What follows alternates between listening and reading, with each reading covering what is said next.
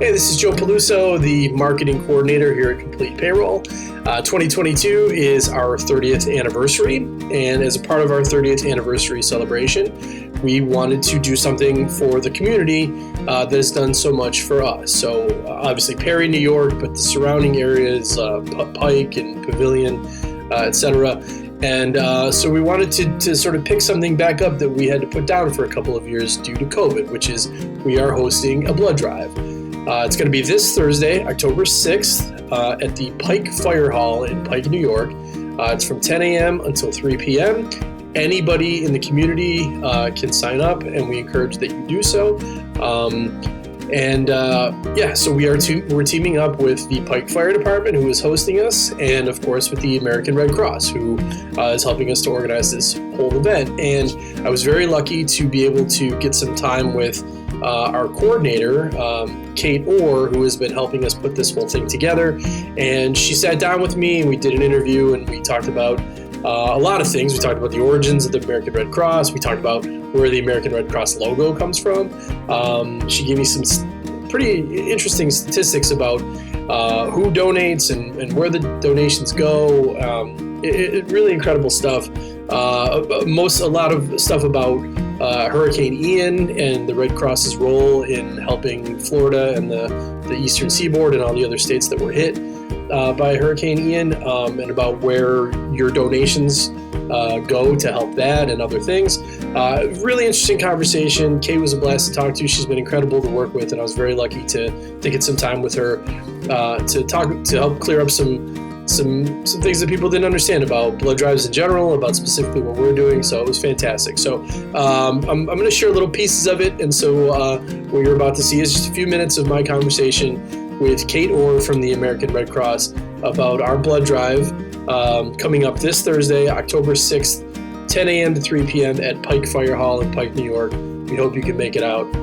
Please enjoy. Thank you.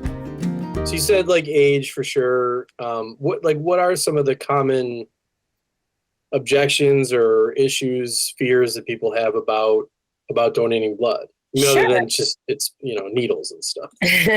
Needles is by far the biggest objection folks have. I'm afraid of needles. I'm scared of needles. I pass out when I see needles.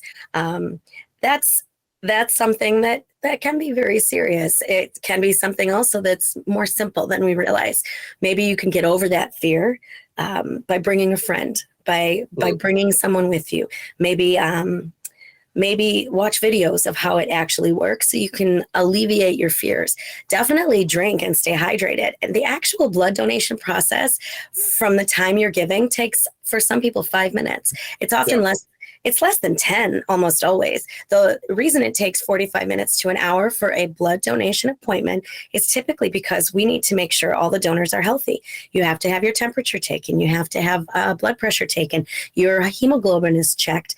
There's those kinds of conditions and cases. We just need to make sure first and foremost, before the recipients receive blood, we need to make sure our donors are healthy to get the recipients to be healthier too. It's a balancing act. And I didn't mean to say that anyone would actually ever age out. In other countries, there are age restrictions, but in the United States, there's actually no upper age limit. So as long as a donor is healthy and doesn't have any of the restrictions that would be listed on redcrossblood.org. Redcrossblood.org has all the details of restrictions and what has changed, because during COVID and the last 5 years or so, a lot has shifted. What people used to think has a restriction maybe has changed. So I would strongly recommend that you check it out, redcrossblood.org, or give a call to 1-800-RED-CROSS if you're not online, and find out if what you thought was a restriction maybe isn't anymore. And it could be, some restrictions tend to be temporary. Maybe you yourself just had cancer. Maybe you are pregnant. Maybe you received a tattoo or a piercing. So there are things that are considered temporary restrictions for giving blood. And then there are permanent ones. If you have traveled to certain locales, if you have ever had certain conditions, sometimes, although because lab testing has improved drastically over the last decade, that has shifted quite a lot too. So there's a lot of things people thought, I never thought I could give blood again. Well, that's changed because the science has improved enough to really assist us in really making sure our donors are safe, the blood is safe, the blood supply is safe and stable, and then our recipients are safe. Yeah, we talked about that. We had one of our employees didn't think she could donate because she had a tattoo like earlier in the year, and it used to be 12 months, right? Now it's down to 3. Yeah, absolutely. So it's great. In New York State, it used to be 12 months for restriction to make sure that there's no contamination after needle exposure. It could be from piercings, from tattoos, those kinds of things. But it has dropped to 3-month restriction. So if it's since it's October now, if you had a tattoo in the spring, you're in the clear. And so I would just urge everyone to take a look and see what's shifted. I hear things all the time of things that donors in the past thought there was a restriction. I think we have time for an interesting story I just heard over the summer. So I was at a local county fair, and there was a couple there. We had a blood drive going on, and they both said they're retired, and they said they used to give blood, and it was on a regular basis because they were on an army base, but they served in Germany when Chernobyl happened. And they said that in the aftermath of that no one that lived there could give blood ever again.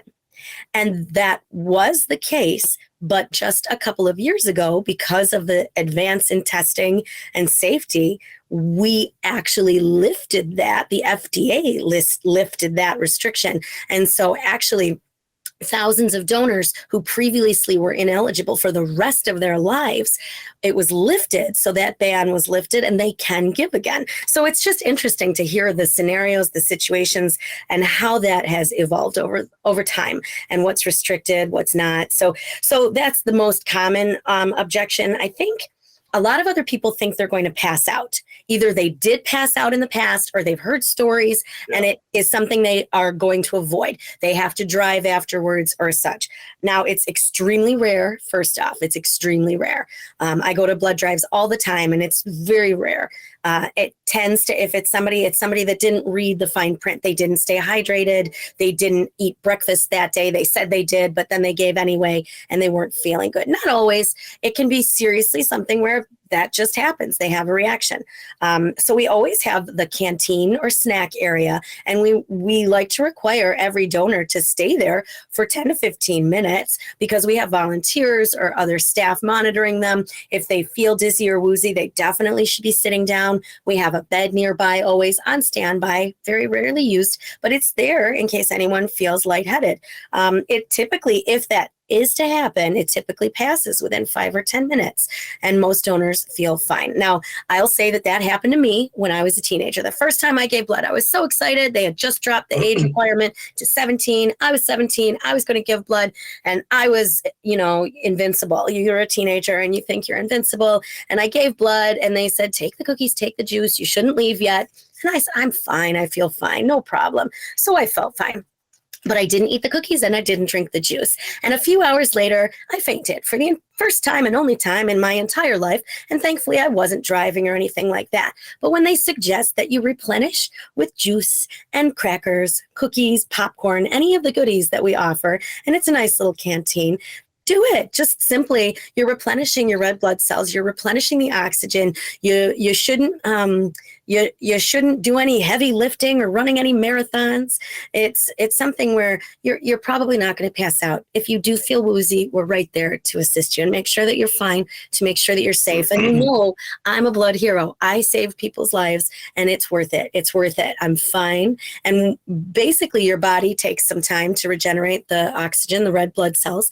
You just make sure you're eating right, you're sleeping okay. That's important. So common health, considerations. I think the third thing that people, when they are objecting to giving blood, is not as much an objecting as just they don't know if they qualify.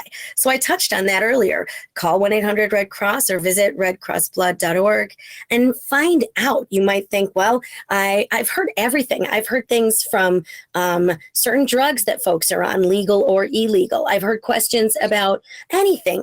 anything you can imagine, exposure to rabies, exposure to, I'm on a drug testing vaccine trial, all kinds of things. Now, right now with COVID going on, of course, you can't come in if you've had COVID in the last 10 days. You shouldn't come in if you live with someone who currently has COVID. You shouldn't come in if you're sick that day. If you feel sick in any way, that was not new. That's something that's gone on for a long time. If you feel like you have the flu or a cold, you're not going to feel healthy if you give a unit of blood, and you're just not probably going to be giving healthy blood either. So it's a matter of, we always like to have a lot of blood donors on our schedules because we know people have to cancel. Something comes up and they are sick, or someone in their household is sick, or something else, they get called to work, or et cetera, et cetera. So yeah, so there's those kinds of restrictions. Sometimes athletes, like high performance athletes, have concerns, but that's less and less common. You definitely don't, like I said, want to be running a marathon right after you give blood. You just have to think about how you've given up. A pint of blood is about 600 calories. So some folks like to give just because they lose weight. That's not the best way to lose weight. We want you to replenish those. But it is about 600 calories. So it's something where most people feel fine immediately, and they give on a regular basis. That's why we can keep a stable blood supply, because the donors that give tend to give as often as they can. Whenever they're eligible, it's every 56 days. And so they tend to give on a regular basis. Like I said, though, because our population is aging, a lot of our donors are aging, and maybe they're getting restrictions because of their medical care, or their mobility, or their strength, or their hemoglobin levels, or their blood pressure, et cetera, et cetera. So we say, try to keep calm beforehand. Think about your pets and think about something relaxing, and try not to think about all the stresses of your normal workday, and use this as kind of an escape, and know that you're saving people, that you're helping people have more birthdays. Bottom line, you're helping people have more birthdays. I like that a lot. All right, Cate, thank you so much for doing this, and for all your help so far with the drive that we're doing this Thursday.